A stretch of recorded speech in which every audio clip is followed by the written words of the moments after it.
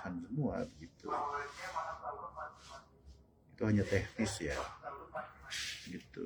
Tapi yang pasti bukan berupa kembali lagi begitu Nabi Musa mau diangkat jadi nabi dan rasul.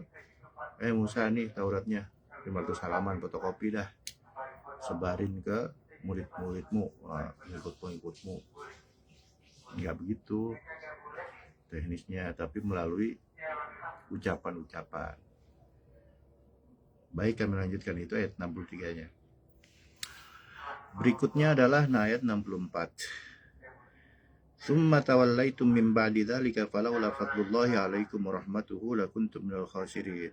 Setelah itu kamu berpaling, maka seandainya bukan karena karunia Allah dan rahmatnya padamu, pasti kamu termasuk orang yang merugi. Ya. Jadi yahdi mayyasha, Allah itu banyak ayat begitu. Kan berlakunya bukan hanya untuk yang lagi sedang diceritakan semua. Ya. Saya pernah ungkapkan kami pernah ungkapkan ya bahwa ya hidayah itu memang ya terserah Allah. Tapi kita bisa memantaskan diri, menjolok atau membuka hati agar supaya ya mengutamakan unsur Tuhan, membuka hati agar supaya diberi petunjuk. Ya ini, summa tawallaitum min ba'di dzalika falaula fadlullahi 'alaikum wa rahmatuhu lakuntum minal khasirin. Setelah itu kamu berpaling, maka seandainya bukan karena karunia Allah dan rahmatnya kepadamu, pasti kamu termasuk orang yang rugi. Pada awalnya kamu Bani Israel taat dengan ajakan Allah melalui Nabi Musa. Namun kemudian setelah itu, yaitu pada saat kamu semua tidak lagi merasakan murkanya, kamu berpaling dan tidak lagi mentaati ajaran ini. Maka sekiranya bukan karena karunia Allah berupa anugerah yang lebih dari semestinya, dan bukan pula karena rahmatnya kepadamu dengan selalu membuka pintu tobat, pasti kamu akan langsung diazab karena keingkaran yang kamu perbuat. Bila ini terjadi, sudah pasti kamu termasuk orang-orang yang rugi di dunia dan akhirat. Ya. Iya, jadi ada umat-umatnya Nabi Musa atau umat Yahudi di zaman-zaman nabi-nabi yang lain. Ya, dia membangkang, ntar dia ikut lagi, ntar dia membangkang, dia ikut lagi, gitu. Nah ini ayatnya. Itu juga berlaku bukan hanya untuk umat Yahudi saat itu, untuk semua, termasuk anggap bahwa ini kisah untuk ini kita pelakonnya gitu. Ini bukan cerita, anggap aja ini bukan cerita, tapi ini tentang kita gitu, tentang diri kita. Nah ini yang menariknya di ayat berikutnya, yaitu Al-Baqarah ayat 65 ya. Ini yang paling menariknya ini. Walaqad alimtumul ladzina atadaw minkum fis sabti faqulna lahum kunu qiradatan khasiin. Artinya, walaqad alimtumul ladzina atadaw minkum. Sungguh kamu benar-benar telah mengetahui orang-orang yang melakukan pelanggaran di antara kamu pada hari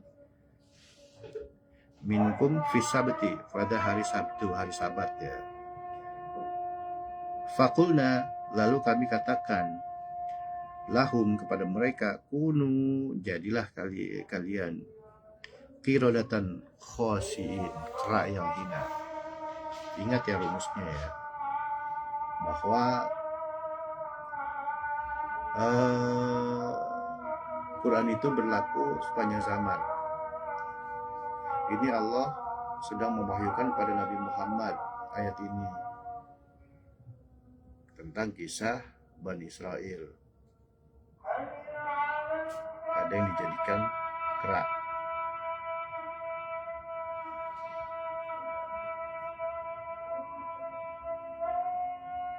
Apakah dijadikan kera beneran atau enggak?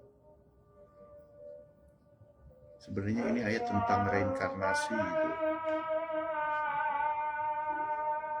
bukan berarti saya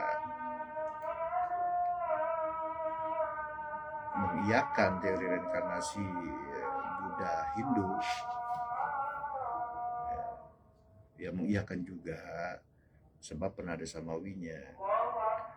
Tapi Quran Qadimnya kan, alhamdulillah, kami dari jamaah zikir Thariqah Naqsabandiyah Khalidiyah Al-Mahdiyah Nusantara sudah ada unsur itu dan bisa mengeksplorasi alam rohani. Tapi ya pada akhirnya mewujud menjadi kenyataan. Ini contohnya.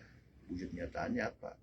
Dulunya orang kemudian jadi monyet gitu. Ini Quran sendiri yang bilang ada pelanggarannya. Ini identik dengan setelah bayat ya. Yang belum bayat gimana? Ya kan susunannya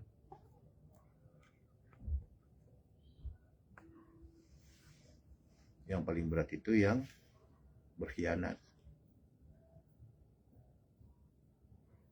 Contoh misalkan Belanda menjajah Indonesia, ada orang-orang Indonesia yang pro kepada Belanda gitu kan, walaupun mukanya yang Indonesia kan, ya mereka memproklamirkan diri, mengumumkan bahwa mereka adalah dulu misalkan Kenil atau apa ya, company ya tentara-tentara Belanda misalkan gitu. Nah yang repot penyusup-penyusup, ini yang paling berat. Kalau itu ibaratnya ya hanya kafir-kafir aja tuh. Paham nggak maksudnya ya? Jadi ya kafir itu lebih ringan dibanding munafik. Maksudnya tuh begitu. Berat ini, termasuk